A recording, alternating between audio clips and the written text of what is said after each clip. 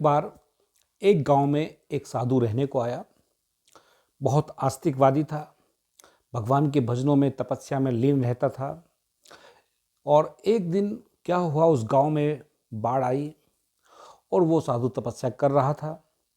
तो जैसे ही पानी उसके पास पहुंचा तो गांव वालों ने उससे कहा कि भाई चलो बाढ़ आ गई है, बाढ़ से निकलते हैं।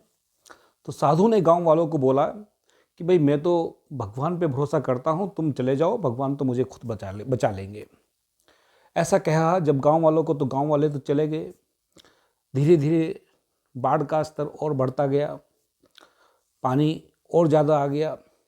कुछ लोगों ने देखा कि ये यहाँ पर फंसा हुआ है, कुछ लोग नाव लेके आए उसको बचाने के लिए कि चलो साधु बाबा, बाढ़ का बहुत ज़्यादा बहाव है, चलो बच जाए, नाव में बैठ के चलें। लेकिन साधु का फिर वही जवाब कि नहीं भाई, मुझे तो मेरा भगवान बचा लेगा। फिर वो भी चले गए। अंत में जब पानी इतना ज़्यादा हो गया कि साधु को भी बचने के लिए पेड़ पे चढ़ना पड़ा, तब भी एक हेलीकॉप्टर वाला आया और उसने कहा कि चलो भाई आप अब आइए।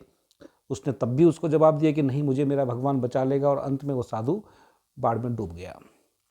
तो जब वो साधु मरने के बाद स्वर्ग जाता है, भगवान से पूछता है, भगवान को कहता है कि मैं रात दिन आपकी प्रार्थना करता था, आराधना करता था, उसके बावजूद भी आपने मुझे बाढ़ में क्यों नहीं बचाया। तो भगवान ने उसको कहा, अरे मूर्ख, मैंने तुझे कितनी बार मौके दिए, 3 अपॉर्चुनिटियाँ तुझे दी बाढ़ से निकलने की, लेकिन तू मुझे पहचान ही नहीं पाया।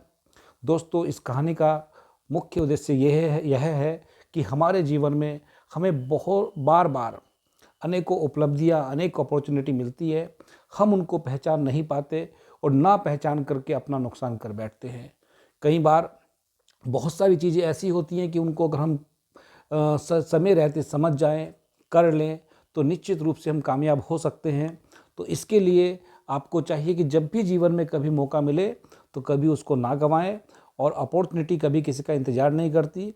जब जो जैसी परिस्थिति हो उसके अनुसार तुरंत आपको अच्छा निर्णय लेना चाहिए, सकारात्मक निर्णय लेना चाहिए। और यही इस कहानी का मूल उद्देश्य है।